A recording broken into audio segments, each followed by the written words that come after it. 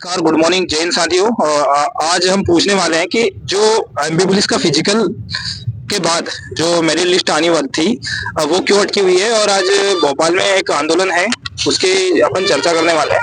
और ये दो लोग हैं। आपका नाम क्या है? चेतन परमार। चेतन, तो मैं पूछने चाह रहा हूँ कि आज आप जो जा रहे हैं भोपाल में, जी तो किसके लिए जा रहे हैं? जो 13% विद्यार्थी होल्ड है, शायद उसी का आंदोलन है। जी भैया, आज 18 जनवरी सुबह 11 बजे अंबेडकर पार्क भोपाल में 13% होल्ड जो हैं ओबीसी के विद्यार्थियों के लिए ये आंदोलन रखा गया है। ओबीसी महासभा इसका नेतृत्व कर रही है। तो मैं सभी 13% होल्ड ओबीसी के विद्यार्थियों से निवेदन करता हूं कि वो ज्यादा से ज्यादा संख्या में अंबेडकर पार्क में आए और अपना हक अधिकार के लिए लड़ाई लड़ें। तो मैं ये पूछ रहा था कि जो 13% होल्ड है, जो एमपी पुलिस के बच्चे आ रहे हैं या और दूसरी वैकेंसी के बच्चे आ रहे हैं? 13% होल्ड की बात जो है ये 2019 से होल्ड है, जिसमें पीएससी से ईएसबी की जो सारी भर्तियां जिसमें सारे विद्यार्थी होल्ड हैं ओबीसी के, उनके लिए ये आंदोलन रखा गया है। तो आप सभी से निवेदन है भैया कि कृपया आप इस आंदोलन को सफल बनाएं। तो आपकी लोकेशन कहाँ है? कहाँ पहुँचना कहाँ? लोकेशन आप अंबेडकर पार्क टीटी नगर के पास में, वहां पे आना है आपको अंबेडकर पार्क में आज सुबह 11 बजे। और 13% जैसे कि मैंने देखा है कि एमपी पुलिस का रिजल्ट नहीं आ रहा है, तो उसमें बहुत सारी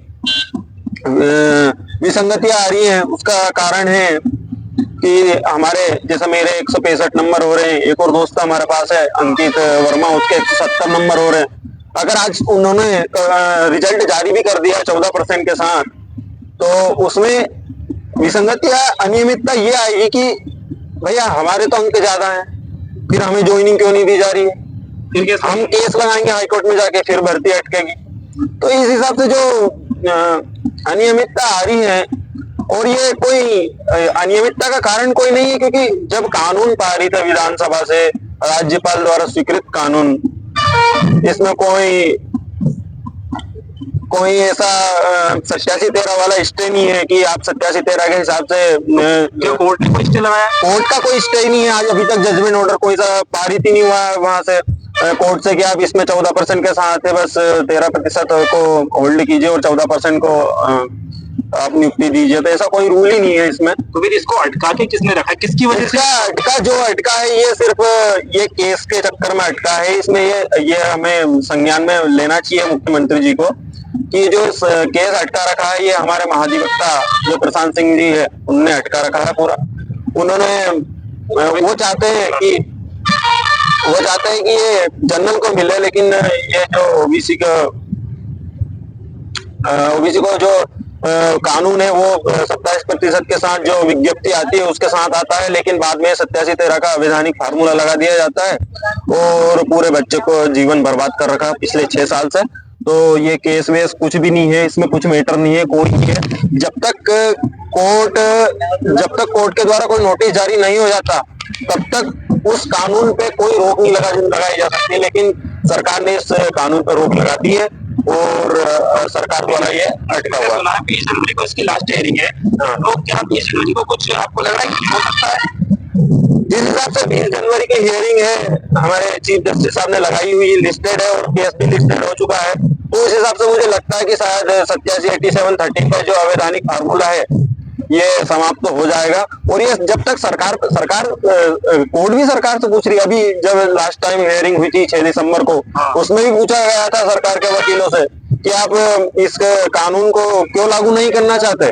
तो सरकार ने बोला कि हमें 10 दिन का समय और चाहिए। तो कोर्ट ने बोला है कि आप 10 दिन नहीं 30 दिन का समय लीजिए और आप इसको फाइनल कीजिए जो भी है। तो अब देखते हैं, अब प्रशांत सिंह जी हमारे एजी साहब वो इसको आगे बढ़वाते हैं कि नहीं बढ़वाते, लेकिन उनका तो काम है बस तारीख पे तारीख बढ़वाना है और इस केस को जनरल के पक्ष में ले जाना। उनका फुल मकसद है जनरल के पक्ष में ले जाओ किसी भी तरह से इसको। तो आपका माननीय मुख्यमंत्री जी से कोई आग्रह है या माननीय मुख्यमंत्री जी से निवेदन है कि भैया हमने ओबीसी समाज द्वारा जो जनसंख्या है 52% है और आपको 4 मुख्यमंत्री हमने ओबीसी समाज से दिए हैं, तो आप इनसे आप मुख्यमंत्री जी से यही निवेदन कर रहे हैं पूरा ओबीसी समाज की हमें 27% हक मिलना चाहिए, क्योंकि जब हम हमारे भाई बंधु एसटी को 20% और एससी को 16% उनके संख्या के अनुपात में, और जहां तक ईडब्ल्यूएस 7% जनसंख्या उनको 10% आरक्षण दिया जा रहा है, तो इस हिसाब से हमें 52% जनसंख्या के लिए 27% आरक्षण कोई अवैधानिक नहीं है, पूरा वैधानिक है। इसलिए मैं निवेदन करता हूँ मुख्यमंत्री जी से कि इसको तत्काल लागू करें, और जो होल्ड है उनको तत्काल नियुक्ति पत्र जारी करें। देखो, अगर सरकार चाहे तो इसको एक रात में या मतलब 1 घंटे में कानून पारित कर सकती है। जैसा कि हमने को बताया कि जब ईडब्ल्यूएस का कानून पारित किया गया था उस टाइम में मात्र एक रातों रात मीटिंग बुलाई थी और उनका 10% दे दिया गया था। तो क्या वो सरकार कुछ कर सकती है? सरकार ये सिर्फ राजनीति का चक्कर में फंसा हुआ है ये मैटर, क्योंकि 52% जनसंख्या है ओबीसी की, तो ओबीसी को सिर्फ वोट बैंक बनाना चाहती है बीजेपी सरकार, क्योंकि ये कांग्रेस सरकार ने लागू किया था 2018 में, जब कमलनाथ सरकार आई थी तो उसने ये कानून लागू किया था।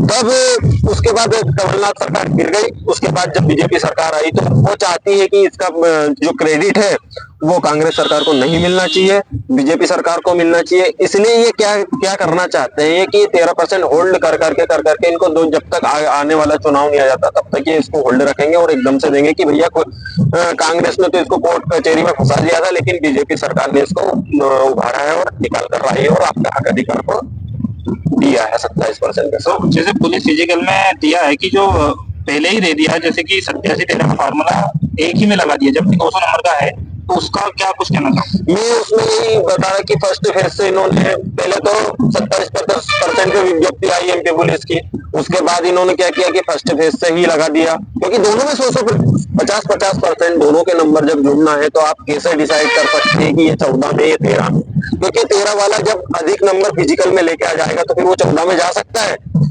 87-87% में जा सकता है, तो यहीं पे ये फार्मूला फेल हो जाता है। अगर ये लगाना चाहते हैं तो लास्ट में लगाना चाहिए, क्योंकि दोनों मर्ज करके ये लिस्ट बनेगी, उस हिसाब से ये मेरिट जारी करना चाहिए, नहीं तो मेरिट ये तो बिल्कुल अवैधानिक हो जाएगा। क्योंकि कल से हम जैसे हमें या फिर हमकी भाई कोई 163, 170, 87% वाले से अधिक है, तो वो कल जाके कोर्ट में केस लगा सकता है कि भैया कम नंबर वाले को नियुक्ति कैसे दे दिया आपने। आप में से आपके दोस्त है अंकित वर्मा जी है, इनके कितने नंबर टोटल कितने नंबर है? 170। तो मतलब अगर 13% नहीं मिलता है तो ये बाहर हो जाएंगे। हाँ। और 130 पैकेज वाले सिलेक्शन दे जाएंगे। ओबीसी के पक्ष में नहीं आता है तो ये हम जैसे 170, 163, 160 ऐसे जो नंबर ला रहे हैं बाहर हो जाएंगे, और जो 150, 145 वाले ये तो नौकरी करेंगे।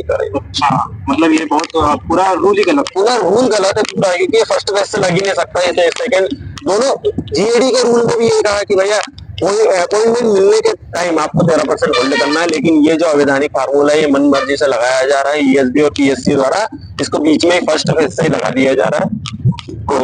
Thank you.